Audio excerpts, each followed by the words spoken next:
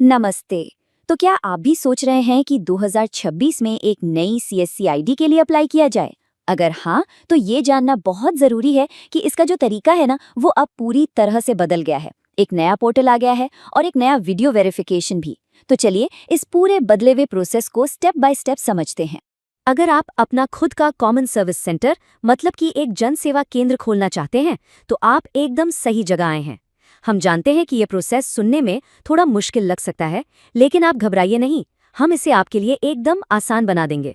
तो आज हम इन सभी ज़रूरी बातों पर गौर करेंगे कि भाई ये सीएससी आईडी आखिर है क्या, अप्लाई करने से पहले क्या तैयारी करनी है, फॉर्म भरने के जो 2 हिस्से हैं उन्हें समझेंगे, फिर वो जो नया वीडियो वेरिफिकेशन है जो अब कंपलसरी है उसे देखेंगे, और आखिर में जानेंगे कि अप्लाई करने के बाद होता क्या है। तो सबसे पहले ये सीएससी आईडी आखिर है क्या? देखिए, इसे आप अपने डिजिटल बिजनेस की चाबी समझिए। ये एक यूनिक आईडी है जो आपको एक विलेज लेवल एंटरप्रेन्योर यानी वीएलई बनाती है। इसके जरिए आप लोगों को कई सरकारी और प्राइवेट डिजिटल सेवाएं दे सकते हैं और एक अच्छी कमाई भी कर सकते हैं। ये सिर्फ एक दुकान नहीं है, बल्कि अपने समाज की सेवा करने और उन्हें डिजिटल दुनिया से जोड़ने का एक बहुत अच्छा तरीका है। और साथ ही ये बिजनेस का एक शानदार मौका भी है जो हमारे ग्रामीण भारत को और मजबूत बना रहा है। ठीक है, तो अब बात करते हैं तैयारी की। देखिए, एप्लीकेशन शुरू करने से पहले अगर सारे डॉक्यूमेंट्स तैयार होना, तो ये काम बहुत आसान और तेजी से हो जाता है। आपको इन सभी डॉक्यूमेंट्स की जरूरत पड़ेगी। और हाँ, एक बात मैं साफ कर दूं कि अप्लाई करते समय आपको पासपोर्ट या पुलिस वेरिफिकेशन जैसे कागजात की तुरंत जरूरत नहीं होती। तो अगर ये आपके पास अभी नहीं है तो भी आप अप्लाई कर सकते हैं। और हाँ, इन सब में जो सबसे जरूरी चीज है वो है टैक्स सर्टिफिकेट। ये नए प्रोसेस में सबसे बड़ा बदलाव है और इसके बिना तो आप एप्लीकेशन शुरू ही नहीं कर सकते। इसके लिए आपको एक अलग पोर्टल पर रजिस्टर करके एक छोटा सा एग्जाम देना होता है। चलिए अब सीधे एप्लीकेशन प्रोसेस शुरू करते हैं। सबसे पहले हम सीएससी के रजिस्ट्रेशन पोर्टल पर जाएंगे और अपनी पर्सनल जानकारी भरेंगे। सबसे पहले आपको पोर्टल पर अपना टीसी नंबर और मोबाइल नंबर डालना है। फिर एक ओटीपी आएगा, उससे इसे वेरीफाई करना है। इसके बाद आपका आधार नंबर वेरीफाई होगा। फिर आपको अपनी पर्सनल डिटेल्स भरनी है, जैसे परिवार के सदस्यों के नाम और आपकी शादी हुई है या नहीं। और हाँ, एक बात का खास ध्यान रखें, आपका पता बिल्कुल वही होना चाहिए जो आधार कार्ड पर लिखा है। अब ये सबसे ज़रूरी बात है, इसे बहुत ध्यान से सुनिएगा। आपके टैक्स सर्टिफिकेट और आधार कार्ड पर जो आपका नाम है वो बिल्कुल एक जैसा होना चाहिए। एक स्पेलिंग भी अलग नहीं। अगर ज़रा सा भी फर्क हुआ तो वेरिफिकेशन फेल हो जाएगा और आप आगे नहीं बढ़ पाएंगे। इसके बाद आता है कियोस्क डिटेल्स का सेक्शन। अब कियोस्क का नाम मतलब आपके बिजनेस का नाम, जैसे रजत जनसेवा केंद्र। फिर आपको बताना है कि जगह आपकी अपनी है या किराए की। आप अपने घर का पता भी दे सकते हैं, बस शर्त इतनी है कि वो जगह ऐसी हो जहां लोग आसानी से आ जा सकें। ठीक है, तो पहला हिस्सा हो गया।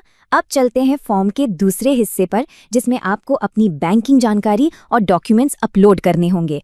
इस हिस्से में सबसे पहले तो आपको अपनी ईमेल आईडी और पैन नंबर को वेरीफाई करना होगा। इसके बाद अपने बैंक अकाउंट की जानकारी देनी होगी। और अच्छी बात यह है कि आप शुरुआत में सेविंग्स अकाउंट भी इस्तेमाल कर सकते हैं। फिर नॉमिनी की डिटेल्स भरनी है और आखिर में एक एक करके सारे जरूरी डॉक्यूमेंट्स अपलोड कर देने हैं। ये एक ऐसी गलती है जो बहुत लोग कर देते हैं, तो प्लीज इस पे ध्यान दीजिएगा। अगर आप ई आधार की पीडीएफ फाइल अपलोड कर रहे हैं तो याद रखिए उस पे पासवर्ड नहीं होना चाहिए। अगर पासवर्ड लगा है तो उसे हटाकर ही अपलोड करें, वरना आपका एप्लीकेशन रिजेक्ट हो सकता है। तो फॉर्म जमा करने से काम खत्म नहीं होता। अब इस प्रोसेस में एक बिल्कुल नया और सबसे ज़रूरी स्टेप जुड़ गया है, मोबाइल ऐप से वीडियो वेरिफिकेशन। ये पहले नहीं था। जैसे ही आप एप्लीकेशन जमा करेंगे ना, आपको एक ईमेल आएगा, उसमें एक मोबाइल ऐप डाउनलोड करने का लिंक होगा। और हाँ, ये वेरिफिकेशन पूरा करना अब कंपल्सरी है, इसके बिना काम नहीं चलेगा। प्रोसेस बहुत ही सिंपल है। सबसे पहले तो ऐप डाउनलोड कर लीजिए, फिर एक सादे कागज पर अपना पैन और एप्लीकेशन नंबर लिख लीजिए। अब अपने सेंटर की लोकेशन पर खड़े होकर 10 सेकंड का एक वीडियो रिकॉर्ड करिए, जिसमें आप और आपके पीछे की बिल्डिंग साफ साफ दिखें। बस फिर उसे ऐप से सबमिट कर दीजिए। और हाँ, ये बहुत ज़रूरी है, ये जो वीडियो होता है ना, ये जियो टैग्ड होता है। इसका मतलब है कि सरकार को पता चल जाता है कि आपने वीडियो कहाँ से बनाया है। इसीलिए आपको वीडियो ठीक उसी जगह पर रिकॉर्ड करना है जिसका पता आपने फॉर्म में दिया है।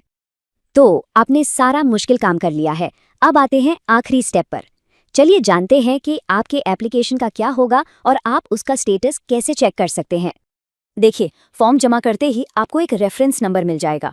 इसके बाद सीएससी की टीम आपकी एप्लीकेशन की जांच करेगी। अगर सब कुछ ठीक रहा तो आपकी परमानेंट सीएससी आईडी और पासवर्ड आपको ईमेल पर मिल जाएंगे। इस बीच आप वेबसाइट पर अपने रेफरेंस नंबर से स्टेटस चेक करते रह सकते हैं। तो अब जब आप पूरा प्रोसेस समझ चुके हैं, जरा सोचिए, जब आपका सेंटर खुल जाएगा तो आप अपने लोगों को सबसे पहली कौन सी सर्विस देना चाहेंगे? और जाने से पहले आपके नए सर्विस सेंटर के लिए एक और ज़रूरी जानकारी है जो आपके बहुत काम आ सकती है। ये NSDL आईडी से जुड़ी है। देखिए, अगर आप एक फ्री NSDL आईडी लेते हैं तो आप कई ज़रूरी सेवाएं शुरू कर सकते हैं, जैसे पैन कार्ड सर्विस हो गई, अपडेट सर्विस है और दूसरी भी कई महत्वपूर्ण सुविधाएं हैं। ये सभी सेवाएं बहुत सरल तरीके से चलती हैं और आप अपने दुकान या सेंटर से इन्हें आसानी से शुरू कर सकते हैं। वीडियो देखने के लिए आपका धन्यवाद। अगर आप फ्री NSDL आईडी लेना चाहते हैं तो नीचे URL दिया हुआ है और वीडियो के डिस्क्रिप्शन में भी लिंक मौजूद है। उस लिंक पर क्लिक करके आप बहुत आसानी से बिल्कुल फ्री में NSDL के आईडी के लिए आवेदन कर सकते हैं।